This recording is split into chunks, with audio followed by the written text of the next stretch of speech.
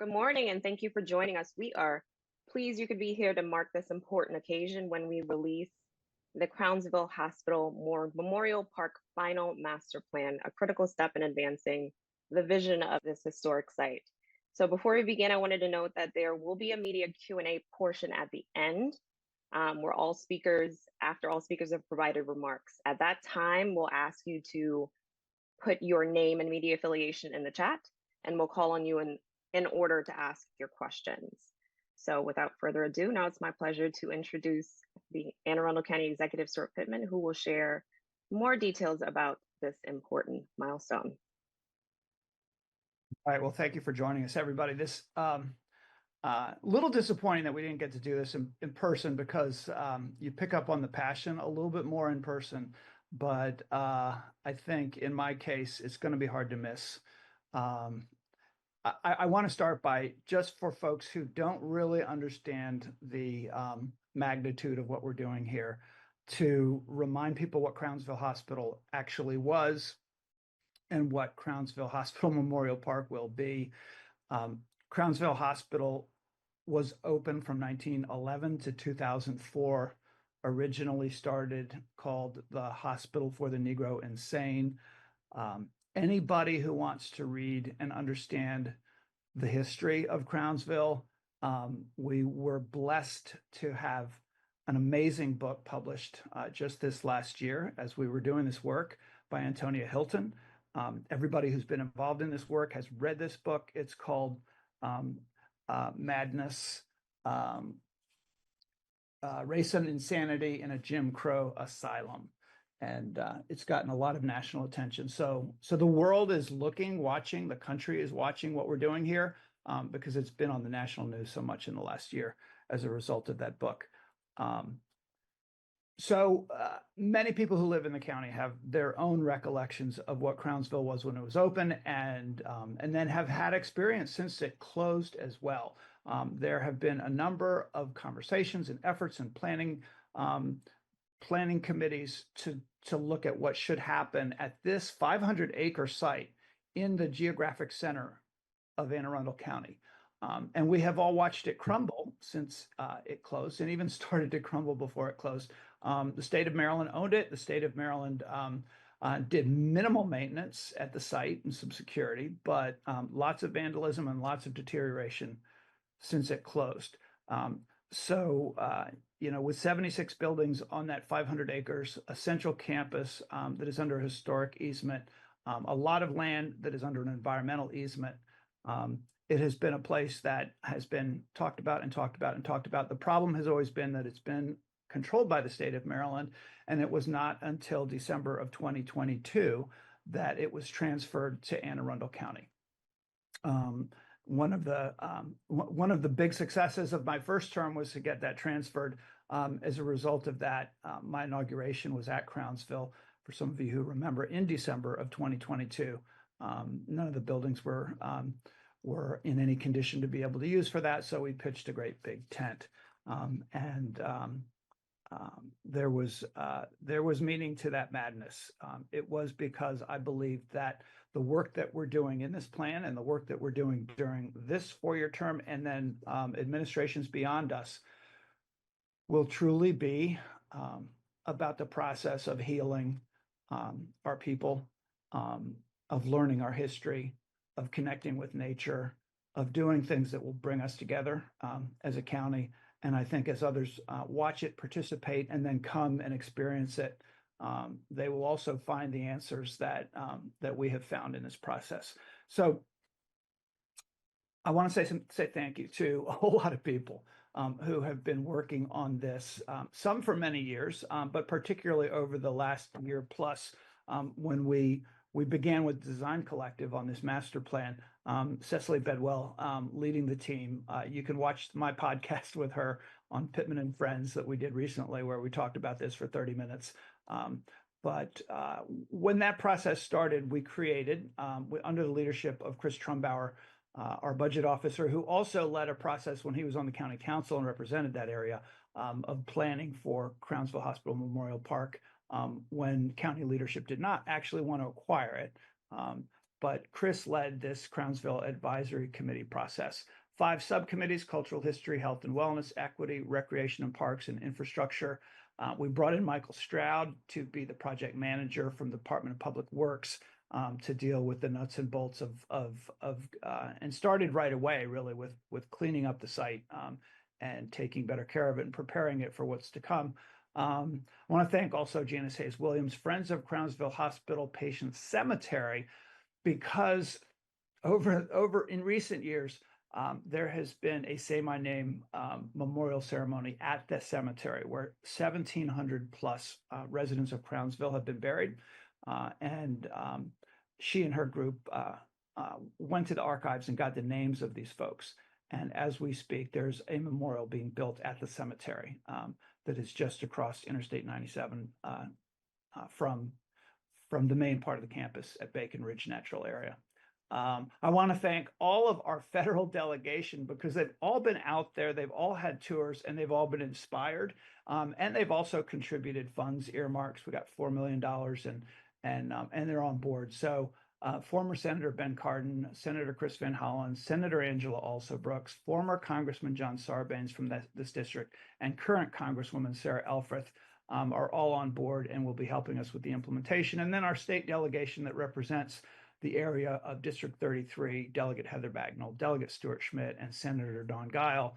And then from the Anne Arundel County District 6 that the hospital center is in, Councilwoman Lisa Rodvian, but really all of the General Assembly, the governor, everybody on down, as well as the whole county council has been on board.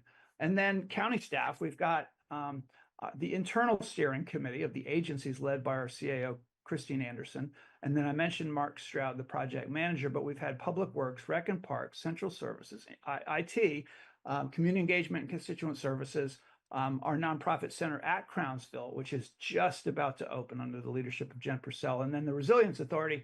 All of these agencies have been working together and meeting regularly as we go through the process. And then finally, really a huge thank you to all of our residents who participated in all the town halls, all the meetings about this, all the stakeholder interviews, public workshops, including since the draft master plan came out. We did a town hall and an open house, and you can read in this master plan what happened at those and what the recommendations were. So I want you see on your screen the I think you saw earlier the basic principles of what we were doing on your screen.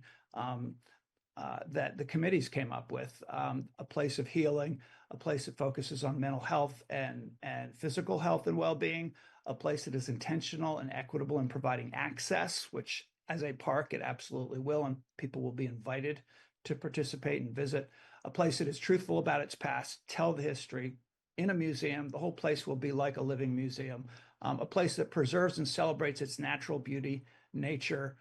You will see in a minute the amount of natural space that people can experience when they come there.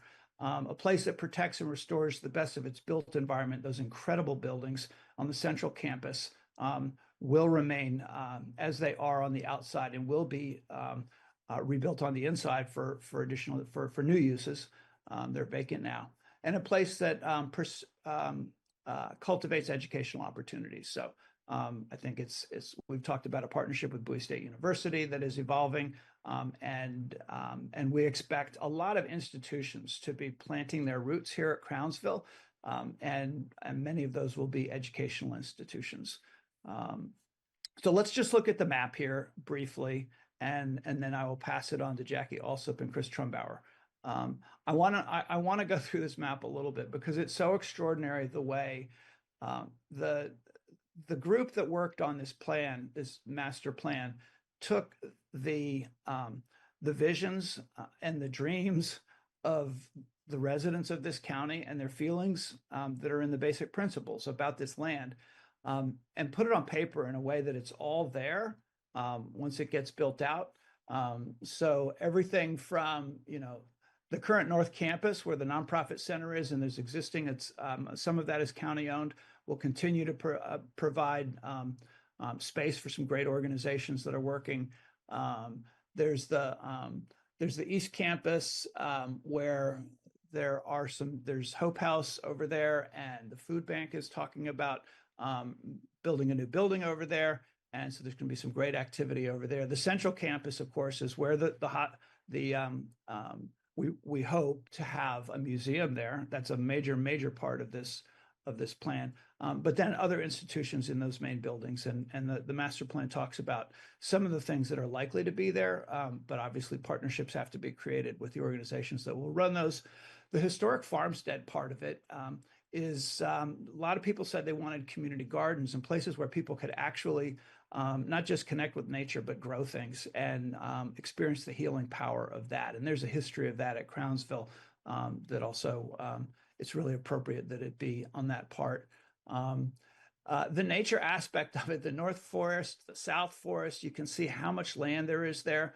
That's a part that can start quickly. In fact, there's already conversations about building the trails. It all connects to Bacon Ridge Natural Area. When people come and do any kind of recreation there, I think we're going to find that they will want to, some folks will want to go out into the forest and really experience all that nature.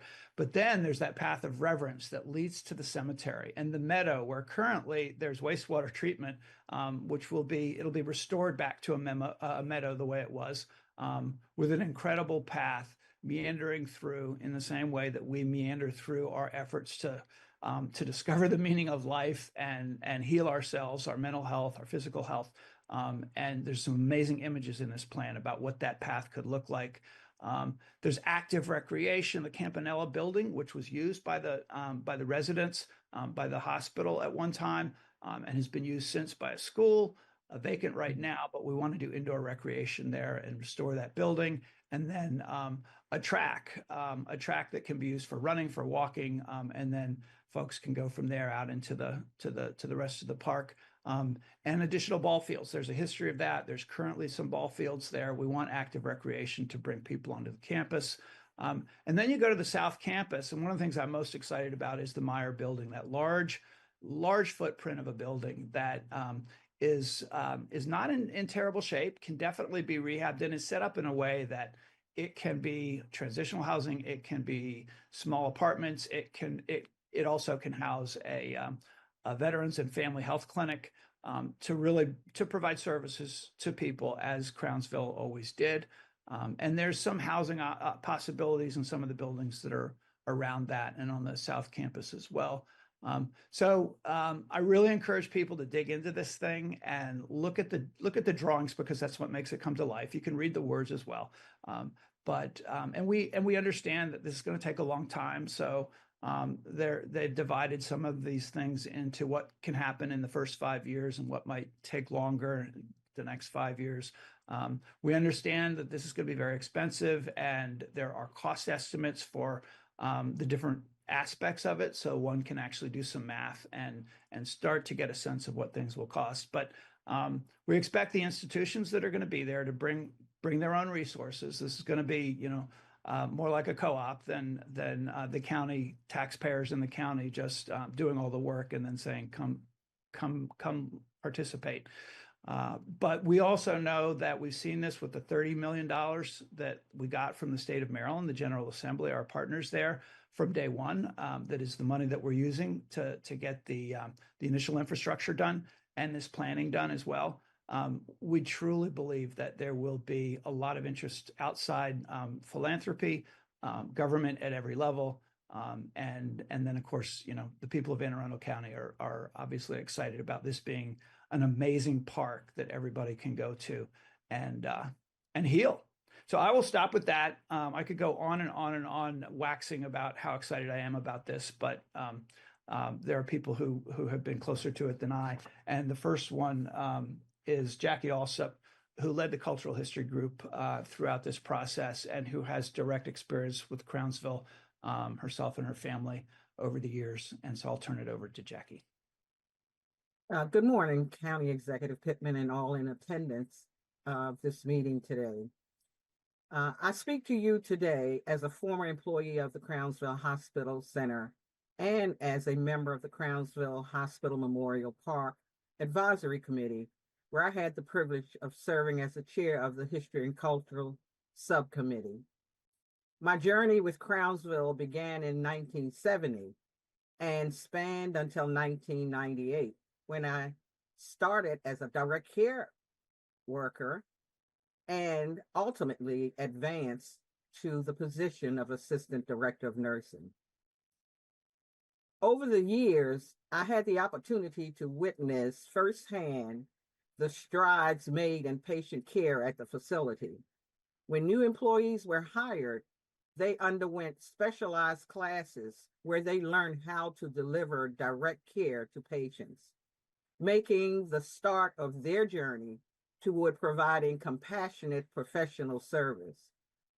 During my tenure, we saw significant improvements in patient treatment, including the induction of innovative programs like the rehabilitative portrait, family therapy, art therapy, and partial hospitalization.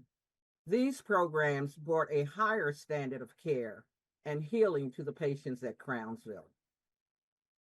As a nursing faculty member, I had the honor of overseeing hands-on educational experiences for nursing students from Arundel Community College, guiding them through mental health nursing clinicals. It was truly rewarding to see the students grow into passionate caregivers. As a nurse, in addition to my work in the clinical setting, it was a privilege to chair the Culture and History Committee, a group that was composed of dedicated individuals, including the State Historic Preservative Officer, the Governor's Office of Community Initiative, the Director of Tourism Development, representatives from Bowie State University, a genealogist, historian, the Chesapeake Crossroads Heritage Area, the Friends of the Community of Crownsville Hospital Patient Cemetery, and the Executive Director of the Banneker Douglas Museum. Together, we worked toward a shared vision to preserve and honor the rich history and culture of Crownsville Hospital Center. One of the committee's key recommendations was to establish a museum on the property to preserve and tell the story of Crownsville's history. The museum would offer an accurate and respectful account of the institution's origins, the injustice faced by the African American patients, and the overall history of the facility. It would showcase oral histories and artifacts from the hospital, shedding light on the experiences of patients and caregivers alike, and helping us better to understand why the institution existed as it did and how its legacy shaped those who lived and worked there. As we now move toward the unveiling of the master plan for the Crownsville Hospital Memorial Park, there is an overwhelming sense of pride and excitement. This movement represents a long-awaited step forward in our collective effort to honor the history and memory of those who were impacted by the hospital legacy. The master plan is a testament to the hard work, dedication, and passion of so many individuals who have worked tirelessly to ensure that the history of Crownsville Hospital is remembered and respected for generations to come. I am excited for the next chapter and look forward to seeing this vision come to life.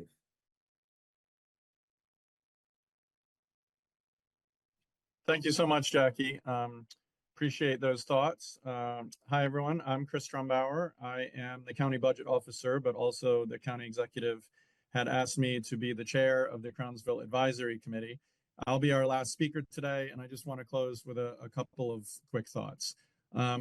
First, I want to talk about the process that led us to this moment.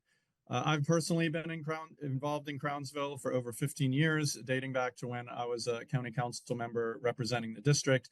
As County Executive Pittman mentioned, there were fits and starts in previous administrations with trying to do something to the property, but they never really took off. This process has been several years in the making, starting really with County Executive Pittman's outreach to the previous governor, asking if there was a way we could partner to take over the property, and then now in partnership with the Moore administration, really trying to make this vision come to reality. And one of the most important things about this effort has been the thoughtful and the deliberate outreach to community stakeholders and the elected officials of the area and people with a history of Crownsville to make sure that we were inclusive and to make sure that we gathered many different perspectives. There's a story that's going around that I think is based on truth, where early on in the process, where Mike Stroud was selected as the project leader, we approached him and said, listen, think about whatever project you've done that's had the absolute most amount of community outreach, and then double it, because that's what we're going to do here. And we've had community stakeholder events, we've had town halls, we've had solicitation of comments. And the thing that was overarching around that was our advisory committee. And this was made up of local community leaders and stakeholders and individuals with a personal connection to Crownsville, like Jackie and others. And that committee put in a lot of work. And we had individual subcommittees that made recommendations around 4 different arenas. And all of that was used to develop the master plan that is being released today. And it's important to note that the first thing we did was we put out an iterative plan, a draft master plan for public comment at the end of last year. And we got some tremendous feedback on that. And there were changes that we made in this plan in order to make it better. And this was based on the feedback we got on the initial draft. So some of the changes that we made that I just wanted to articulate here, we were able to include an equity statement and a summary of the equity subcommittee recommendations. We included a new environmental statement to really outline our philosophy going forward with any development for the site. We incorporated a new traffic analysis and data that was collected during the time that the Renaissance Festival, which is nearby, was in operation. We included vehicular and pedestrian bicycle circulation plans. We enhanced the description of our conservation easement that's part of the natural resources inventory. And then we included the summary of our draft master plan, open house and town hall. And then perhaps in the long run, the most important thing is we have now kind of a phasing plan or an implementation matrix. And then we also included a preliminary cost analysis. And that brings me to the second point I just want to make for everybody. This is going to be a generational project. It's going to take years, if not decades, to actually implement the plan that we're releasing today. And that's okay, because nothing happens immediately. It's going to take a lot of partnerships. It's going to take a lot of work. It's going to take a lot of things that we don't even know what it might look like yet to come into place to make this plan happen. And what we're going to be doing, because we've gotten some preliminary questions about what will this ultimately cost. We're going to be seeking partnerships with institutions and other organizations to help outfit some of the facilities, to help partner to offer some of the services. Really, this is going to be a community plan in every sense of the word. So it's going to take years. It's going to take millions and millions of dollars. And we can't tell you that we have a plan for the next 10 to 20 years in exactly how we're going to implement all of this, because some of it is going to be opportunity based. Some of it is going to be related to partnerships that we haven't yet developed. But we're going to work every day. We're going to work hard to make this happen. We want to transform this from a site that we were ashamed of to a facility that we can be proud of. And that is going to take some time, and it's going to take a lot of partnerships with the community and other stakeholders. So with that closing message, I want to turn it back over to Renisha, and thanks everyone for joining us. All right, thank you, Chris. I'll note two things. All of the images that we're sharing during today's press conference are available in the final version of the master plan, and that is available at aacounty.org/Crownsville Park. I also dropped the direct link to the master plan inside of the chat. So if you scroll up, attendees, you can see that, and we'll drop it again so you all have that for ease of reference. So now we're going to open the floor for questions from media. So just like we said at the beginning, if you put your name and media affiliation in the chat, we'll call on you in order. And I believe we already have a question from Alexander, who wants to know if the current dynamics or how the current dynamics in Washington could potentially change stakeholders' thinking. Mr. County Executive, did you want to take that one? Sure. Not at all. We don't know what the economy is going to look like in the future, and we never do. But I think there are more questions about that now. This is not a federal project. This is a local project. We've gotten $4 million in federal earmarks through our members of Congress. We don't know, whether that program will continue or not of earmarks, but we hope that that it will, because there's so much interest in this. But it's also not a partisan sort of a project. This is about telling history, but it's also about health and mental health.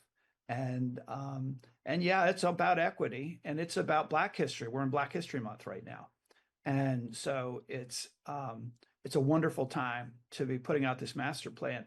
The master plan includes the history of how our Black residents were treated, sometimes in ways that are good and sometimes not at Crownsville. It's the work continues. So no, the change in administration in Washington has not affected this plan, and I don't believe that it's going to have a major impact on the implementation, other than that new decision makers are in Washington. But this is local and state, and I will say that our state delegation is so committed to this that there's actually a bill in the General Assembly right now that one of our delegates, I think Delegate Pruski, has introduced to put the committee into state law, so that the master plan and the group that is moving the master plan could eventually become part of state law. Thank you, Mr. Pittman. Did any of the other panelists have anything to add? All right, we have another question from Megan from the Capitol. Are there any significant changes to the final draft plan from the October draft? I think I outlined that as part of my remarks, but we can share that list with Megan if needed. And it'll be included in the press release as well, Megan. I missed the question. I would just add on that one that most of those things are additional detail and additional areas that were addressed that people wanted to be addressed more clearly, like the equity plan and the environmental plan. There are not major changes, removals of parts of the project, or major additions to parcels. Significant, I would say, changes from the draft master plan and what's envisioned. All right, thank you, Mr. Pittman. And when you read the review of the town hall and all in the comments, that the reason for that is that there was so much support for what was in the draft. All right, and then Megan has another question. Is there an estimated cost for the project? What's the timeline for the first phase? Well, I can take that one. Yep. So there is an appendix in the master plan. Section 6.1 is a cost analysis. So if you're looking for it, it's on page 210. That's how long the plan is. And so it details cost estimates for each of the different components, the rec facilities, the various outfitting of buildings and things like that. So we don't really add up all those numbers into one giant number, because we don't think that's how it's going to work. As the county executive mentioned, we're looking for institutional partners, and we're looking for organizations to help come in and do some cost share. So we're not putting out one number that it would cost this much to do everything in the plan, but each component of the plan has its own cost estimate that's included in several pages in that cost analysis. All right. Thank you, Chris. We have another one, and I think it just went to host and panelists, but what's the process for determining various community partners? So community engagement moving forward, what are the next steps for that? Are there opportunities for engagement?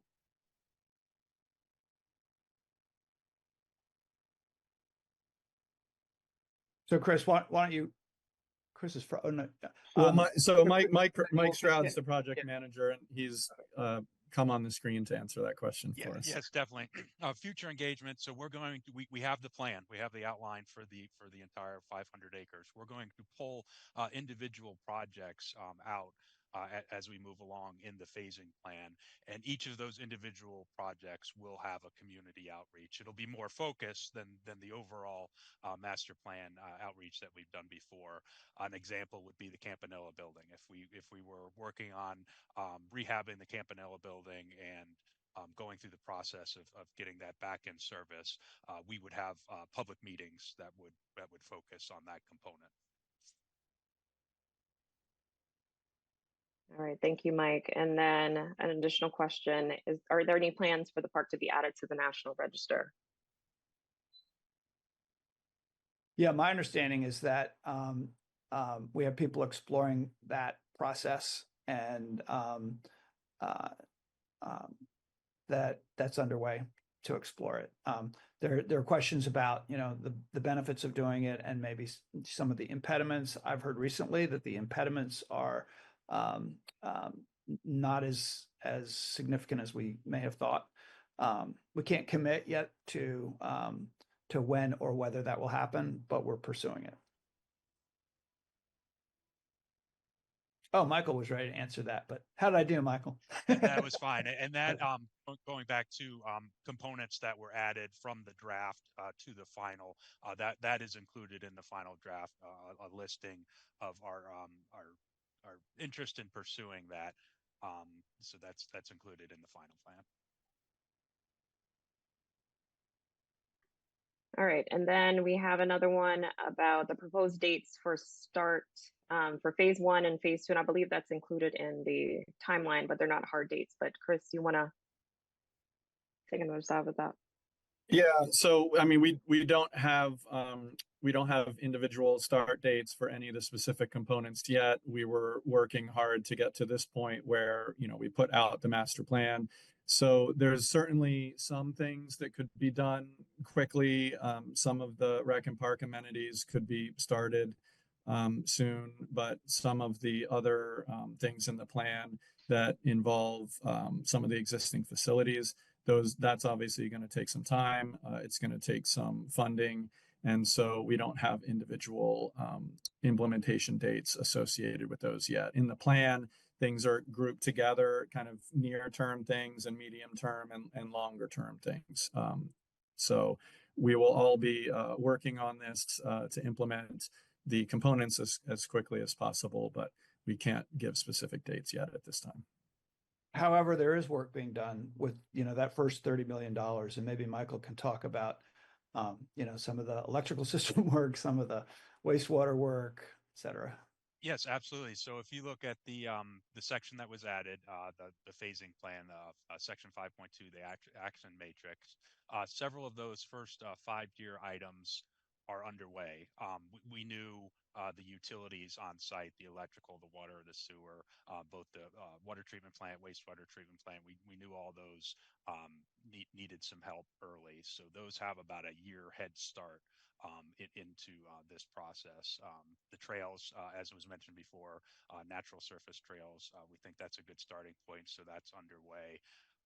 Some of the structure removal, there are structures out there that are just beyond repair and causing a hazard, don't really contribute. So we're working with the Maryland Historic Trust to identify those structures and get their permission to possibly remove them. So several items kind of got a head start, and we're working through them now.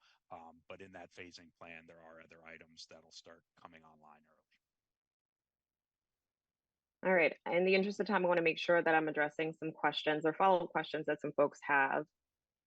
So Joy Howard asked, it was mentioned that this would operate like a co-op, and Joy would like to know how specific partners are going to be chosen, if that's something that you would answer. Yeah, I mean, there's going to be RFPs for some things, but I mean, Michael, do you want to talk about how we've I mean, there've been a lot of conversations with organizations already. We have long lists of organizations that have expressed interest, and there'll be, you know, one section at a time. But do you want to take any more on that, Michael? Yeah, so we are partnering with the existing nonprofits on site. We're working with them if they, you know, had any improvements, suggestions. But we'll definitely we do have that list of everyone who's been involved in the outreach process, and we'll continue working with them and outreaching with them.